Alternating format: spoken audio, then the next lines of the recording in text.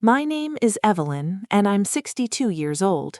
What I'm about to share with you will make you question every family heirloom in your home, every whispered secret passed down through generations, and every smile from a loved one that might hide something darker. Just last week, my daughter Sarah and her husband Greg tried to bury me alive in the backyard of our family farm in rural Ohio during what they called a treasure hunt for old Civil War artifacts.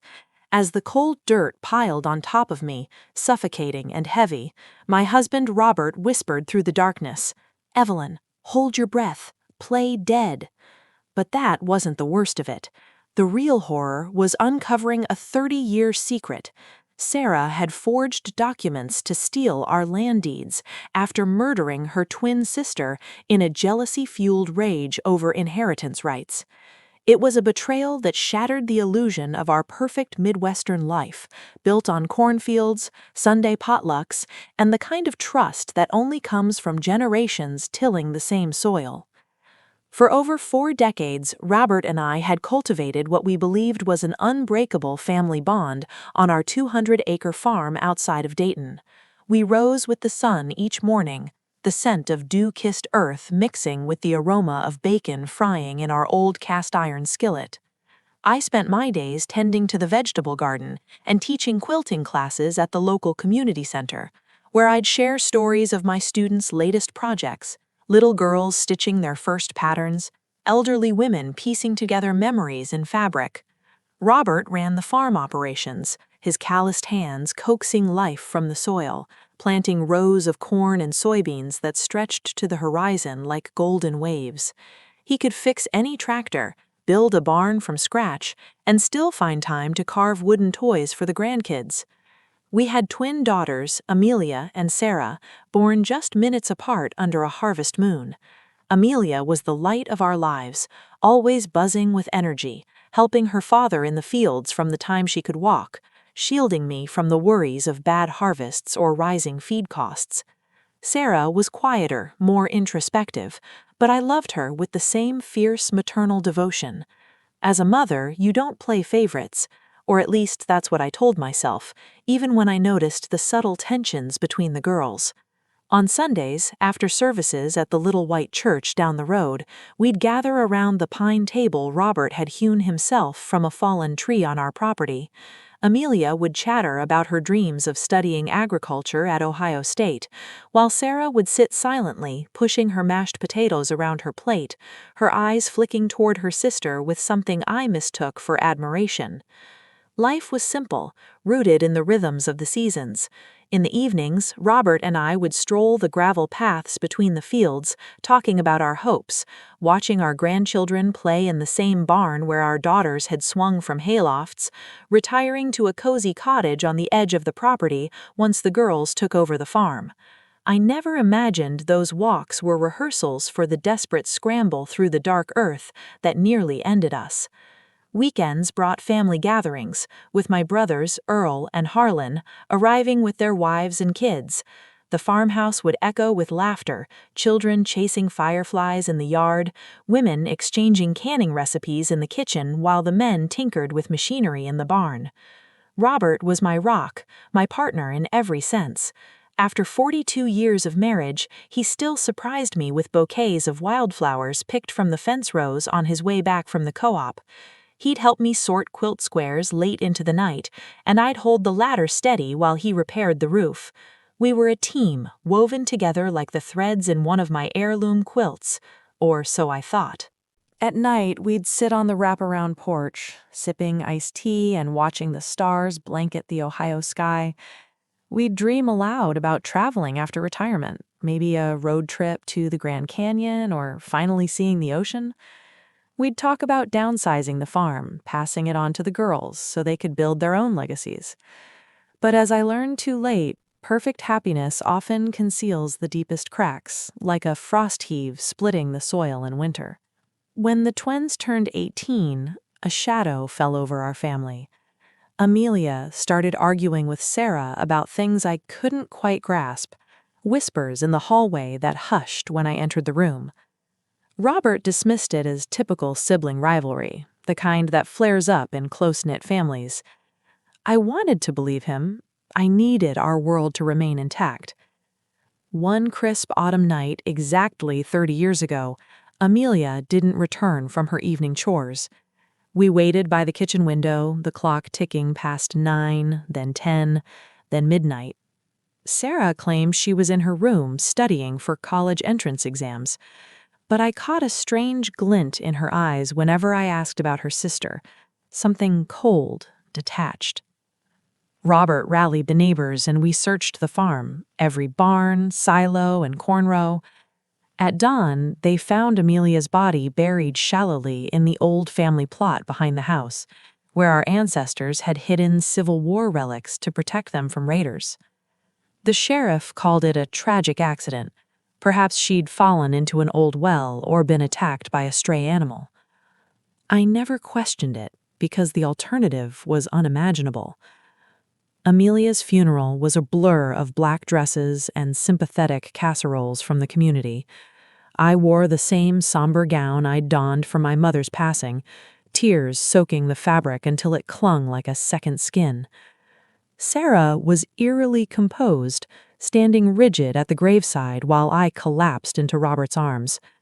He held me through it all, murmuring comforts that, in hindsight, must have burned his tongue like acid. After Amelia's death, Sarah transformed. She became the dutiful daughter, helping with the farm chores, accompanying Robert to market, bringing me herbal teas when grief kept me bedridden. I thought it was her way of coping, of stepping into the void her twin had left. How blind I was. She was crafting a facade to hide the predator beneath. The years rolled on like harvest seasons, the pain of loss dulling but never vanishing. Sarah married Greg, a charming salesman from the next county, and they settled into a house on the edge of our property. They had 3 children, 2 boys and a girl, and for a time it felt like fate was mending our broken family. Greg called me Ma and fixed leaky faucets without being asked. Sarah inherited my quilting talent and started a small business selling handmade blankets at local fairs. Everything seemed to bloom again, like the fields after a spring rain. But now, gasping for air under layers of Ohio clay, my body bruised and my mind reeling, I realized that bloom was poison ivy, beautiful but deadly. The first whispers of trouble came 6 months ago when Robert and I decided to update our will. We'd scrimped and saved through droughts and floods, amassing the farm's value, land deeds dating back to the 1800s, equipment, and savings totaling nearly $300,000. It was Sarah who suggested consulting the family lawyer. "Mom, Dad, you're in your 60s now. Better to have everything squared away," she said with a smile that now chills me. Greg nodded beside her, his hand on her shoulder, fingers that would later shovel dirt over my face. "We love you guys, and we want to make sure you're taken care of," he added, his voice smooth as polished wood. I was a fool to see it as affection. Our lawyer, old Mr. Harlan, no relation to my brother, laid out the options in his dusty office: trusts, equal divisions among grandchildren, or a standard will. Sarah pushed for her and Greg as primary heirs, claiming they'd distribute fairly to the kids. "You'll need us as you age," she argued. "We can manage the farm, handle decisions if something happens." Her tone grated, but Robert, ever the optimist, agreed. I hesitated, remembering how Amelia had always talked about preserving the land for future generations, her eyes sparkling with passion. But Amelia was gone, and Sarah was our only child left. We signed on a rainy Tuesday, Sarah in a floral dress that matched the wildflowers Robert used to pick for me. She hugged me tight afterward. "We're family forever now," she whispered. The words sent a shiver down my spine, though I couldn't pinpoint why. That evening, as I prepared supper, roast chicken and fresh corn from our fields, I couldn't shake the unease. The weeks that followed grew stranger. Sarah and Greg visited more frequently, but their presence felt invasive, like weeds overtaking a garden. They'd suggest improvements to the farm, selling off parcels for development, investing in risky equipment, or buying life insurance policies with them as beneficiaries. "Mom, this old house is too much for you two," Sarah said one afternoon, eyeing the antique furniture with a calculating gaze. "We could help find a nice condo in town, something low maintenance." But I cherished our home.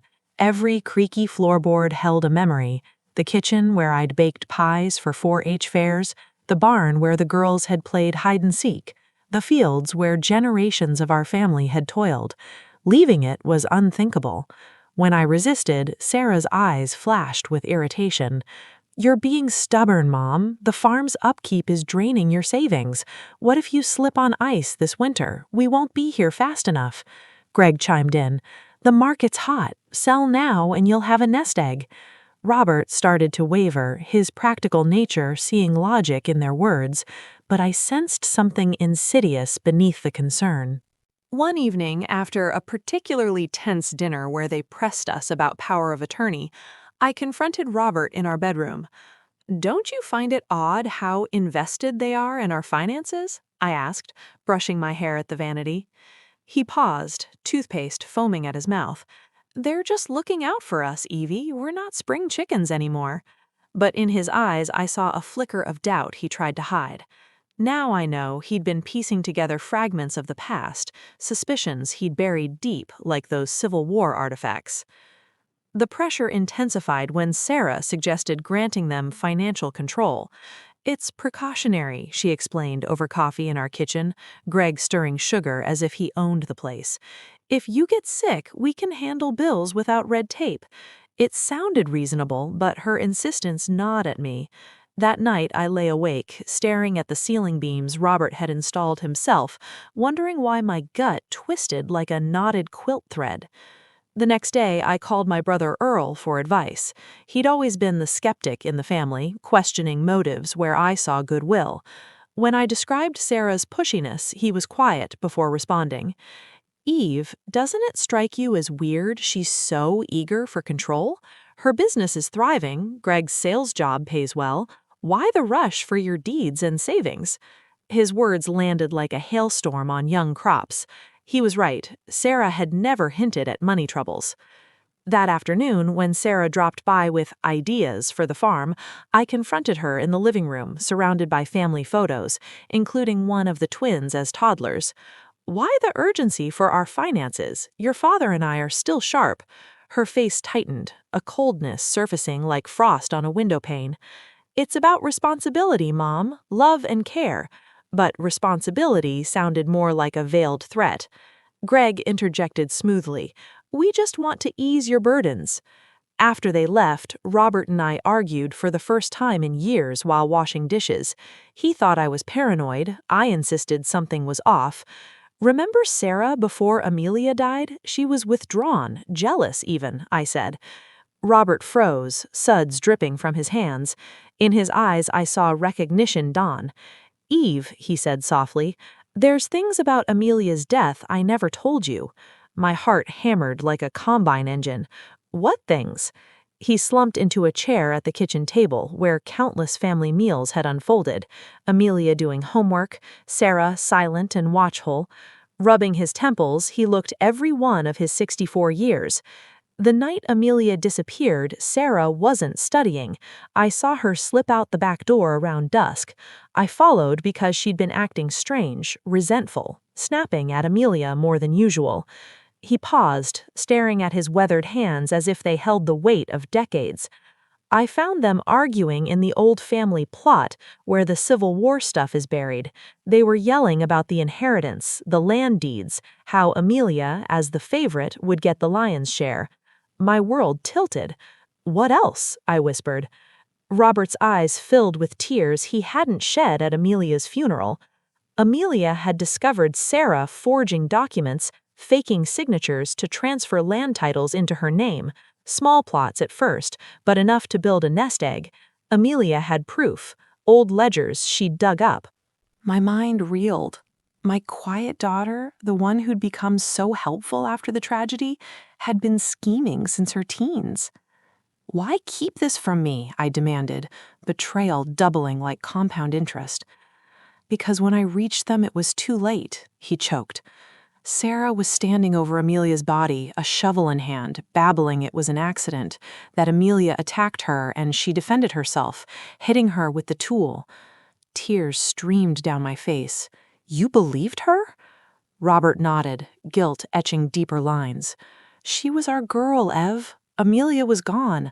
I couldn't lose Sarah, too. I thought it was a mishap, that she'd change. And the forgeries? I pressed. She promised to stop, said it was a dumb kid mistake to fund a secret dream of starting her own farm. I believed her because I had to. But she hadn't stopped, I realized. The helpful years were a cover for continued theft. The truth crystallized. Sarah's current push wasn't care, it was completion of a 30-year plan. Robert confirmed my fears, pulling hidden papers from his desk. I've checked her finances quietly. Her quilting business is failing. Greg's job lost to automation. They owe $150,000 in debts, loans, credit cards. The numbers blurred through my tears. Sarah wasn't successful. She was desperate, living on lies and stolen land. Does Greg know? I asked. Likely. He's always probing about the farm's value, insurance. Our deaths weren't abstract. They were calculated profit. We must go to the police, I urged. Robert shook his head. What proof? I'm complicit in the cover-up. Who'd believe us after 30 years? He was right, but waiting felt like suicide. The phone rang. Sarah. Mom, Greg and I thought it'd be fun to celebrate your anniversary with a treasure hunt on the farm. Dig for those Civil War artifacts Grandpa talked about. Next weekend? My blood froze. Robert's face paled. It was an invitation to our graves. We agreed, feigning enthusiasm, but terror gripped us. The days blurred in pretense, smiling through visits, nodding at plans. Sarah arrived midweek with supplies, shovels, maps, her smile masking malice. I got metal detectors too, Greg added, equipment for their charade. That night we plotted. We'll go, but prepared, Robert said. I'll hide my phone, record everything. He wrote a letter to Earl detailing suspicions, hiding it in our safe. Friday, our potential last supper, we barely ate. Saturday dawned mockingly bright. Sarah and Greg arrived, excited as executioners. They detailed the hunt, digging in the old plot. The drive across the farm was tense, their chatter covering dark intent. At the site, overgrown with weeds, they handed shovels. Let's dig, Sarah said, eyes gleaming. As holes deepened, I knew this was it. They positioned us in a deep pit for better access. Then the push, shovels swinging, dirt cascading. We fell, pain exploding. Robert whispered, "Play dead." Alive but buried, we heard their moans. They'd fallen too. The old folks? Greg asked. Dead, Sarah said. Plan worked, minus our slip. Their confessions flowed as they crawled away. Robert's phone captured it all. Trapped, I demanded the full truth from him. That night, he began, Amelia confronted Sarah with the forged deeds she'd found hidden in the barn loft. Ledgers showing transfers of small acreage parcels into Sarah's name, backdated signatures mimicking ours. Amelia was furious, said she'd tell us everything unless Sarah confessed and undid it all. The physical agony of my bruised ribs and twisted ankle mingled with this emotional torment as Robert continued. Sarah denied it at first, called Amelia a liar trying to steal her future. But Amelia wouldn't back down. She said the farm was meant to stay whole, for both of them, for us. I could picture it vividly, the two girls under the moonlight in that overgrown plot, ancestors' bones and relics beneath their feet, arguing over land that had sustained our family since the Civil War. What happened then? I whispered, dirt caking my lips, every breath a struggle against the weight above us. Robert's whisper broke. Sarah grabbed the shovel leaning against the old oak, the one we used for planting markers. She swung it wild, screaming that Amelia always got everything, the praise, the plans, the bigger share. Amelia tried to block it, but the blade caught her temple. She went down hard. Sarah, she panicked, kept hitting until he couldn't finish. Sobs racked him, muffled by earth. I arrived just as Sarah was dragging the body into a shallow hole she'd started for artifacts. She looked up at me, blood on her hands, begging, "Daddy, it was self-defense. She attacked me first." But I saw the truth in her eyes. She'd meant it. The revelation crushed me more than the soil. My daughter, my baby, a murderer at 18. "You helped cover it?" I accused, though pain softened the blow. "I was in shock," he admitted. "I told myself it was an accident gone wrong, that exposing her would destroy what was left of us. I helped deepen the grave, scattered relics to make it look like she'd been digging and collapsed the earth on herself. We staged it as a tragic mishap. Sarah swore she'd never touch the forgeries again, that it was youthful desperation. But she had, I knew now. The accident report, the community sympathy, it had all shielded her. And the money? I pressed, needing every shard of this broken mirror. She funneled small sales of those forged parcels over the years, quiet deals with developers creeping from Dayton. I noticed discrepancies in our records but stayed silent, becoming her accomplice with every ignored bank statement. Robert's voice cracked with decades of self-loathing. Every time I let it slide, I buried Amelia deeper. Just then, distant voices pierced the silence. Sarah and Greg calling for help. They'd crawled far enough to reach a clearing with cell signal. Soon, sirens would wail across our fields. Rescue was coming, but so was the performance of grieving children. "We have the recording," Robert whispered urgently. My phone caught their confessions up top, admitting we were dead, that the plan worked except for their fall. But if they see us alive now, they'll finish us quietly. No more accidents. He was right. In a hospital bed, vulnerable, they'd find a way, tampered IVs, a pillow over the face. "Play dead till the end," I agreed, terror stealing my resolve. We lay motionless as rescuers descended. I heard ropes, shouts, boots crunching earth. "2 elderly victims down here," a voice bellowed. "Pulse faint on the male. Female? Uncertain." Gloved hands probed my neck, lifted soil from my face. I willed my body limp, breath imperceptible. Oxygen mask, neck brace, careful extraction onto a stretcher, the whole time fighting instincts to gasp, to cry out. In the ambulance, paramedics worked furiously on Robert. His injuries were graver, internal bleeding suspected. "Hang on, sir," one urged. I heard the chopper blades as we airlifted to Miami Valley Hospital in Dayton. The flight felt eternal, every jolt agony, but hope flickered. We had evidence. At the ER, chaos enveloped us. Doctors barked orders, nurses inserted lines. I maintained the charade, eyes closed, body slack. "Female's vitals oddly stable for burial trauma," a nurse murmured. "Almost like—" She trailed off. They wheeled Robert into surgery. I went to trauma bay. Alone briefly, I risked cracking an eye. Monitors beeped steadily, too steadily for someone supposedly near death. Footsteps. Sarah's voice, tearful. "Can we see them? Please, just to say goodbye." Permission granted. My heart thundered as they approached my bed. Sarah took my hand, her touch once comforting, now reptilian. "Mom," she whispered, voice cracking theatrically, "I'm so sorry. The ground just gave way while we were digging." Greg added scripted sorrow. "We tried to pull you out, but—" Liars. Their performance masterful. Then Sarah leaned close, breath hot on my ear. "You should have signed everything over quietly. Some secrets stay buried better, like Amelia." The confession, direct, damning. But more, a young nurse nearby froze, hearing every word. Sarah mentioned Amelia unprompted, admitted motive.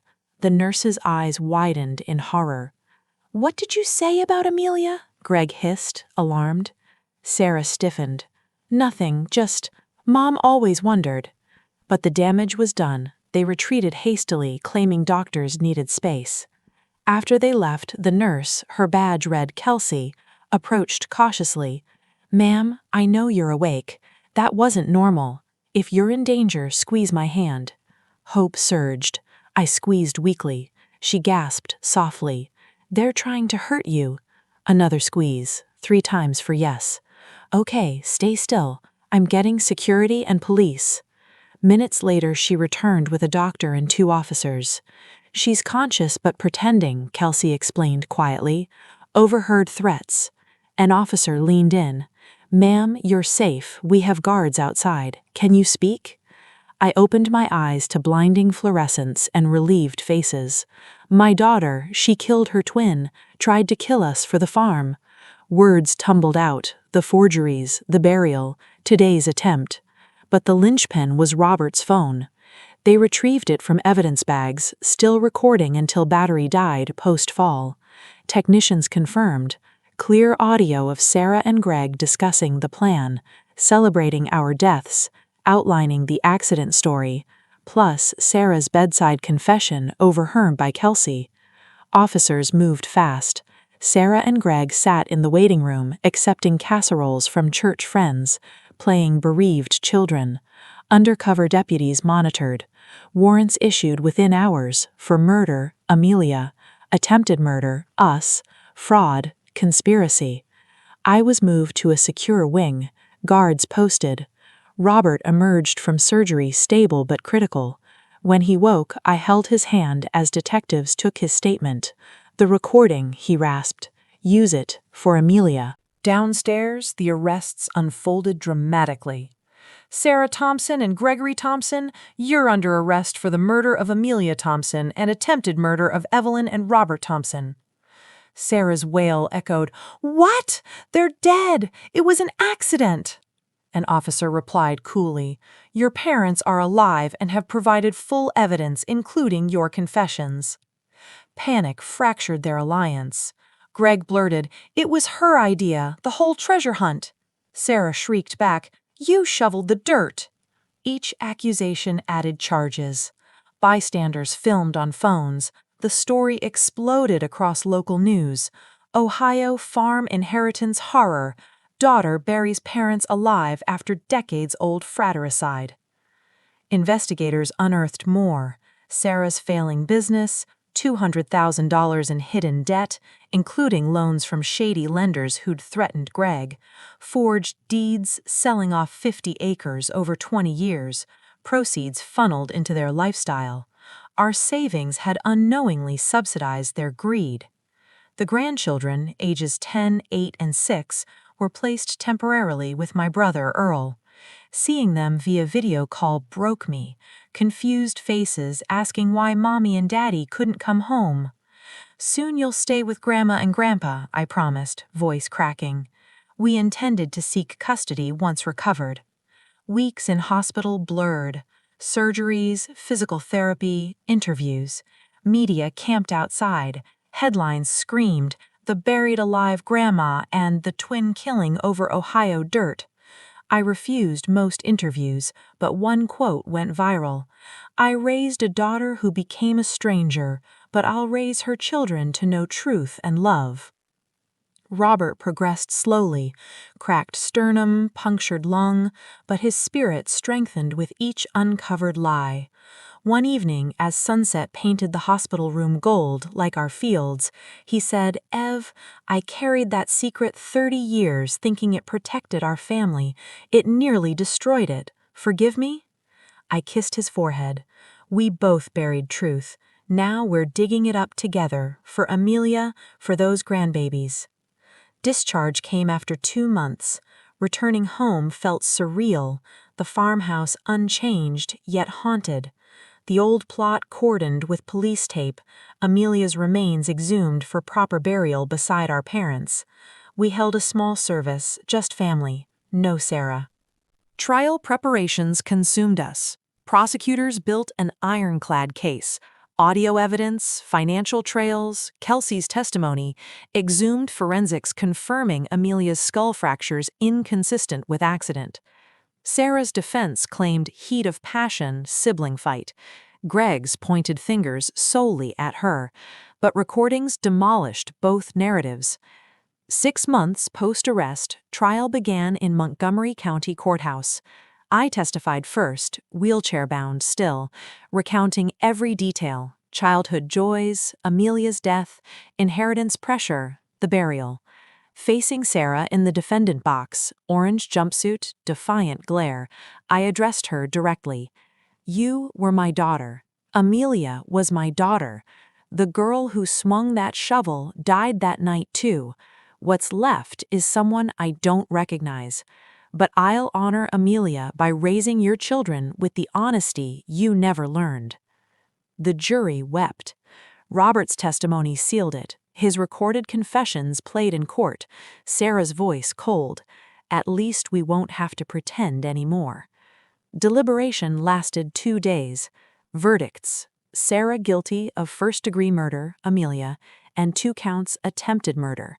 Greg guilty as accomplice on all charges. Sentences: life without parole for Sarah, 45 years for Greg. 1 year later, Robert and I, walking unaided again, finalized adoption of our 3 grandchildren. We converted the old playroom into bedrooms, filled with quilts I stitched, incorporating Amelia's favorite patterns. Each night we tuck them in and tell stories of their Aunt Amelia, how she loved the land, dreamed big, protected family. The farm thrives under a trust, ensuring it stays whole forever. Profits fund the kids' futures and a scholarship in Amelia's name for local girls studying agriculture. Some evenings, Robert and I sit on the porch, watching fireflies dance where darkness once reigned. Think we'll ever feel completely safe again, I ask. He squeezes my hand. Maybe not, but we're alive. Truth won. And those little ones laughing in the yard? That's our real inheritance. My name is Evelyn. I'm 64 now, and those scars remain, physical and deeper. The soil of our farm has been turned, secrets unearthed, and new seeds planted. Love, real love, is growing again.